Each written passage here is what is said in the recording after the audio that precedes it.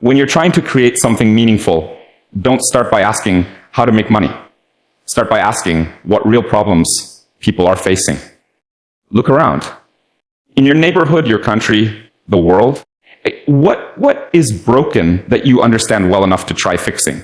What keeps you awake at night? What makes you frustrated? What makes you feel like the world is unfair?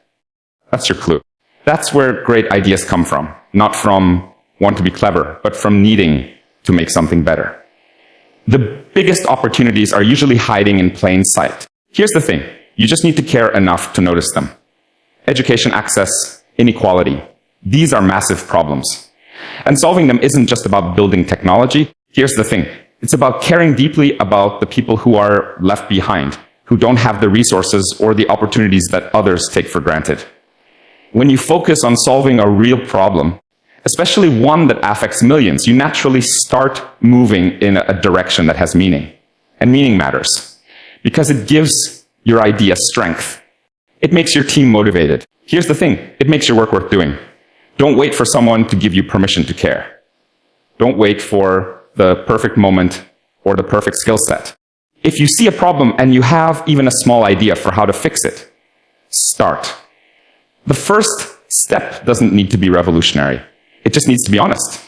You don't have to solve everything all at once. Here's the thing, but you do have to care enough to begin. People think innovation is about genius. It's not. It's about empathy.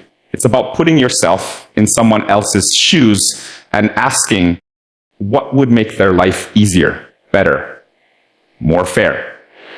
And then staying with that question long enough to do something about it. That's where the spark comes from. That's where the momentum builds.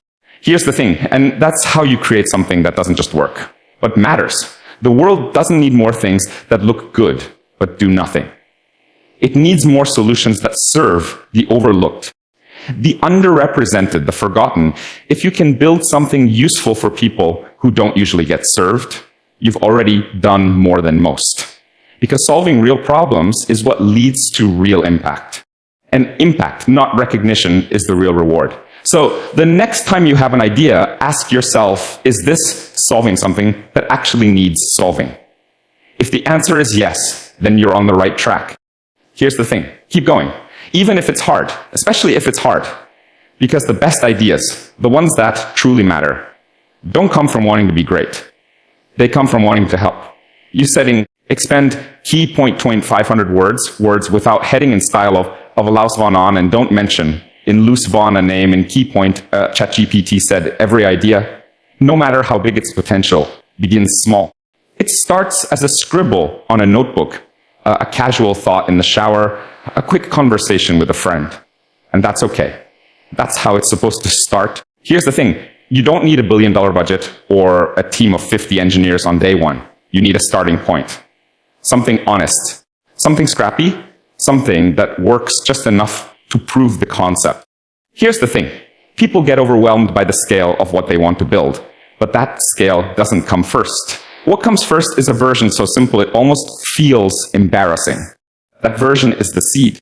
Thinking big doesn't mean starting big. It means being bold enough to believe that your tiny version can one day grow into something that changes how people live.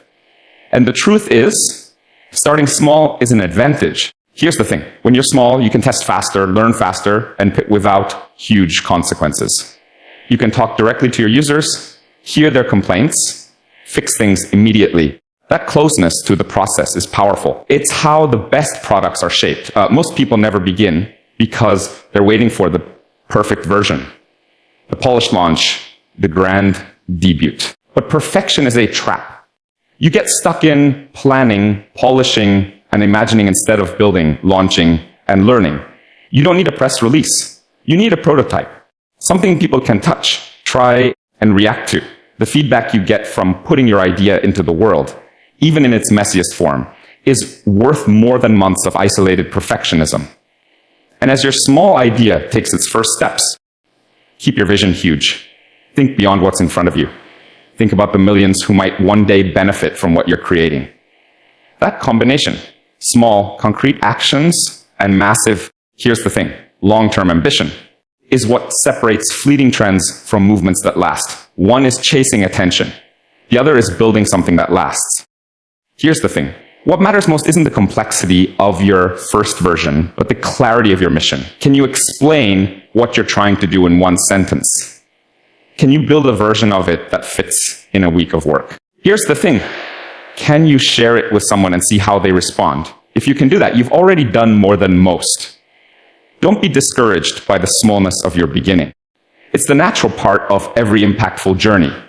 Think of every great innovation you admire. It began with a person or a small group taking a chance on something simple, guided by a bigger vision. Here's the thing. Yours can too. Start now. Start small. Just make sure your thinking is never limited by the size of your starting point. You said, expend key point 3 in 500 words without heading in style of Luis von Ahn and don't mention in Q's von Ahn name in key point ChatGPT. Said, when you're building something, it's easy to fall into the trap of designing for people like yourself. People with the same background, the same tools, the same privileges.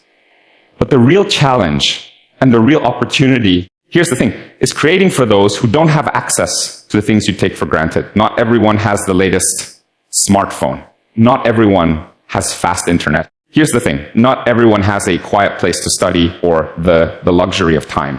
And if you forget about those people, you miss the chance to make something truly meaningful.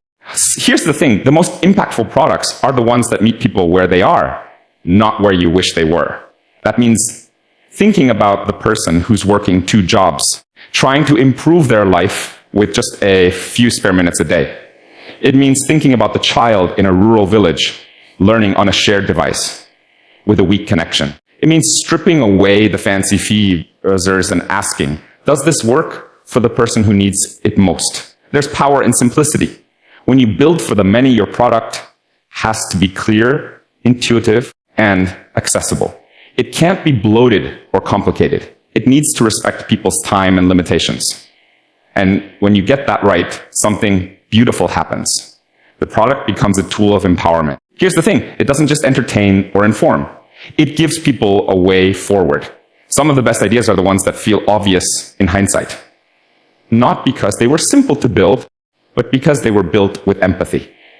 If you can understand daily struggles of someone who doesn't look or live like you, and still create something that makes their life better, here's the thing, you've already succeeded. That kind of impact isn't measured in downloads or revenue. It's measured in real stories, real progress, real change. It's also about dignity. Designing for everyone isn't just practical. It's respectful. It means you believe that all people deserve access, regardless of where they come from or what they can afford. Here's the thing, that belief should be baked into every decision, from how you write your first line of code to how you respond to your earliest users. The truth is, building for everyone isn't easy. It requires tough decisions. See, here's the thing, trade-offs and a constant focus on clarity over complexity. But it's worth it, because the broader your reach, the more lives you can touch. And when you design with inclusivity in mind, here's the thing, you're not lowering your standards. You're raising the bar for what truly great products should be. So don't build for applause. Build for impact. Build for the single mother studying after her shift. See, here's the thing, build for the teenager in a small town with big dreams. Build for the people the world forgets, and watch what happens when they finally get something built with them in mind. You said, expend key point 500 words without heading in style of Luis von Ahn, and don't mention a Luis von Ahn name in key point in ChatGPT's setting. See, here's the thing, there's this myth that the best ideas are born fully formed, clean, polished from the start. That's not how it works. The first version of anything worth building is usually ugly. It's messy. Here's the thing, it breaks. People don't understand it. Some will tell you it's useless, and that's fine. Because the goal of the first version isn't to be perfect. The goal is to exist. See, to be real enough that people can try it, react to it, and tell you what's wrong. You can't iterate on a blank page. You can't improve something that only lives in your mind. Here's the thing, getting it out into the world, even when it's rough, even when it's far from your final vision, is the only way to grow. You have to be okay with that discomfort. With launching something you know could be better. Because that feedback, that process of building and listening and refining is more valuable than any amount of planning. People often wait too long. Here's the thing. They keep rewriting the idea, tweaking the design, hold back the launch until everything feels safe. But safe doesn't teach you much. The moment something real touches the hands of users, it teaches you more in a day than months of isolation ever could. It shows you what people actually need, not just what you imagined they would.